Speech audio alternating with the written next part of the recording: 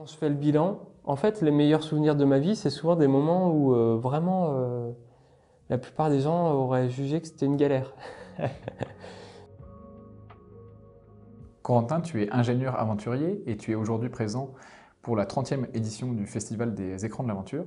Merci d'être avec nous pour cette interview arrêt sur image. Tu as devant toi un très beau livre. Est-ce que tu peux l'ouvrir, s'il te plaît? Ouais.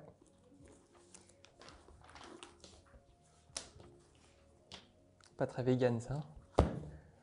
Ah, et ben ça, c'était Taradari, le bateau que j'ai fabriqué au Bangladesh et avec lequel je suis rentré en France par la mer Rouge. Et c'est un bateau que j'avais fabriqué à moitié en fibre de jute. Comment t'est venue l'idée de la construction de ce bateau? Alors, moi, je suis breton à la base, mais en 2009, pas longtemps après la fin de mes études, je suis parti au Bangladesh pour aider un ami d'amis à développer son chantier naval qui faisait des bateaux en fibre de verre. Et la fibre de verre, c'est pas très écolo. Et du coup, j'ai commencé des recherches pour voir si on pouvait la remplacer par de la fibre de jute. Et, et comme j'aime bien ne pas rester dans la théorie et faire les trucs en pratique, expérimenter, j'ai décidé de fabriquer un bateau avec ce matériau, avec de la fibre de jute. Et pour le tester, du coup, j'ai décidé de rentrer en France avec.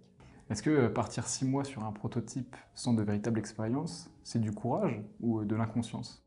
J'ai designé le bateau pour qu'il soit le plus simple possible. Et c'était pas inconscient dans le sens où je me suis posé toutes les questions qu'il fallait avant, en me disant s'il arrive ça, qu'est-ce que je fais? S'il arrive ça, qu'est-ce que je fais? Etc. Donc j'avais l'impression d'avoir bien préparé. Mais en fait, je me suis rendu compte pendant le voyage que c'était qu'une impression. Mais du coup, tu as vécu des moments de solitude? Alors effectivement, c'est la première fois que je me retrouvais, par exemple, pendant le voyage Sri Lanka, Sultanat d'Oman. J'étais un mois vraiment tout seul, loin de tout. Et en fait, c'est un truc qui arrive assez peu dans la vie quotidienne, d'être loin des autres. Et, et en fait, j'ai bien aimé la solitude. J'ai trouvé ça hyper intéressant. Euh, Hyper intéressant de se retrouver soi-même et surtout d'être coupé de du flux d'informations qui nous arrivent tous les jours en fait quand on est en ville par exemple. Et ça, j'ai trouvé que c'était une expérience super intéressante qu'il faut, à mon avis, qu'il faut faire régulièrement dans sa vie. Comment est-ce que tu reprends en fait le cours de ta vie normale? Bah alors, j'ai pas vraiment de vie normale parce que depuis ce moment-là, je me suis jamais installé quelque part. J'ai pas d'endroit de chez moi parce que je suis nomade, donc j'ai jamais à reprendre de vie normale. Et au moment où tu finis ton expédition, du coup, Taratari, dans quel état mental est-ce que tu es au moment où tu rentres? J'avais en tête qu'une chose, c'est de repartir au Bangladesh pour monter un laboratoire de recherche sur la fibre de jute et continuer ce travail-là. En fait, ça avait vraiment renforcé mon intention.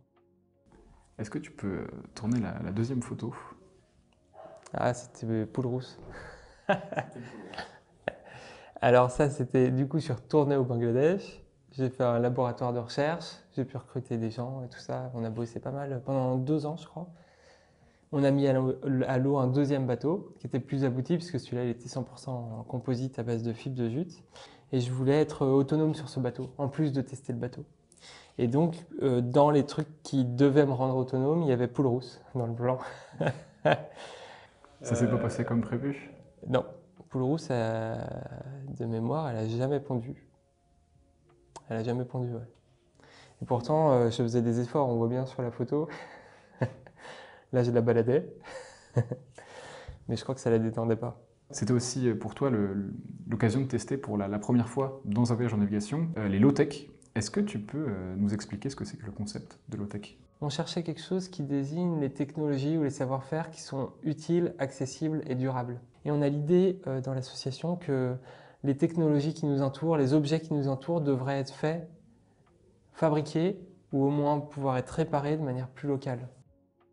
À qui s'adressent justement ces low-tech ou ce principe d'utilisation des low-tech? Alors au début, je pensais que ça allait être surtout adressé à des personnes sous contrainte, personnes qui ont des problèmes d'accès à l'énergie ou à l'eau, à la nourriture, etc. Donc j'imaginais que sur les 7 milliards d'humains, c'est plutôt les 5 milliards les plus pauvres qui allaient utiliser des low-tech. Et en fait, au fur et à mesure du voyage, des découvertes des low-tech, je me suis rendu compte que les gens des pays les plus pauvres avaient envie de vivre les mêmes modes de vie que les gens les plus riches, et que les gens les plus riches avaient des modes de vie qui n'étaient pas du tout durables, et ni même en fait épanouissants pour eux, et qu'il fallait aussi rendre plus low-tech les sociétés les plus riches, et que en fait ça s'adressait à tout le monde. Je vais te demander de tourner la troisième photo. Est-ce que tu peux me la décrire? Alors du coup, après le voyage avec Gold of Bengal, c'est là qu'est venue l'idée de... En fait, j'avais vu au Bangladesh qu'il y avait Internet qui grandissait un peu partout dans le monde.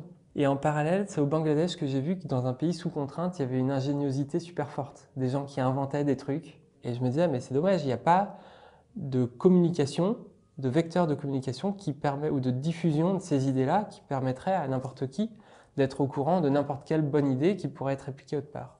Et avec des amis, on a monté une association, on a acheté un bateau, voilà, un catamaran, qu'on a transformé en laboratoire flottant.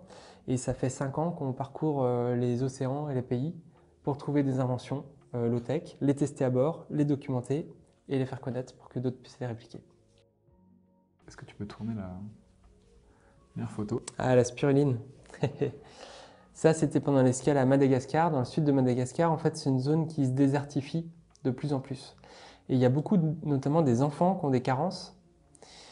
Et alors, il y a une dame qui s'appelle Dr Vola, une scientifique, qui a découvert que dans des lacs naturels du sud de Madagascar, il y avait cette algue-là.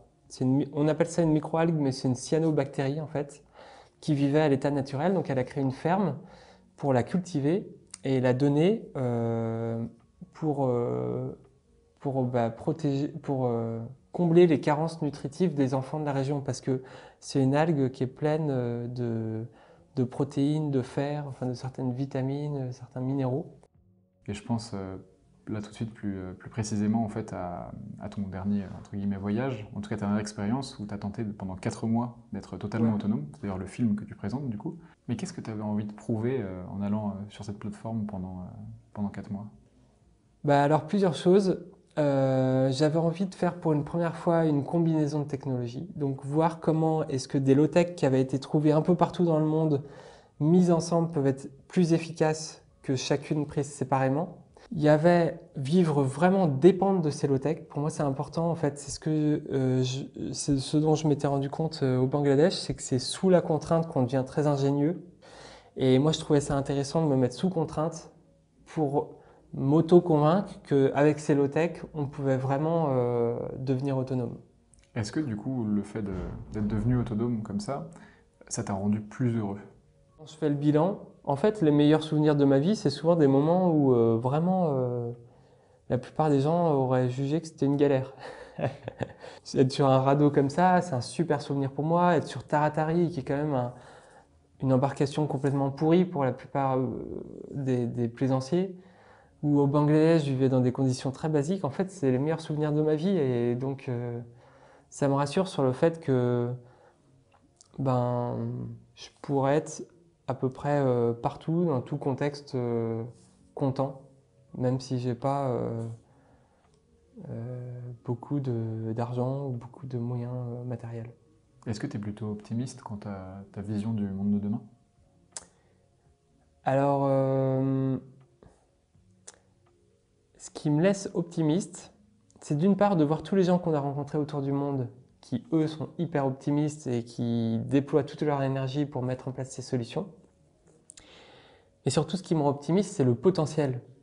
C'est qu'en voyageant autour du monde, je me suis rendu compte à quel point la planète était géniale et qu'il y avait un potentiel, mais de faire une planète de rêve, en fait. Et je ne comprends pas les Elon Musk ou les autres milliardaires qui veulent partir sur d'autres planètes.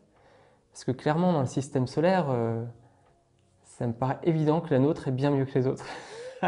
Mais de très loin. Et que le potentiel qu'elle a est énorme, elle est magnifique. Il y a toutes les ressources qu'on veut, il y a tout ce qu'il faut. Et ça me rend optimiste parce que Si on partait de zéro maintenant, si on se disait ok, qu'est-ce qu'on fait demain, eh ben, on pourrait se mettre d'accord pour faire un truc génial. Bon, alors ce qui rend pessimiste, c'est que a priori, il y a un peu d'inertie.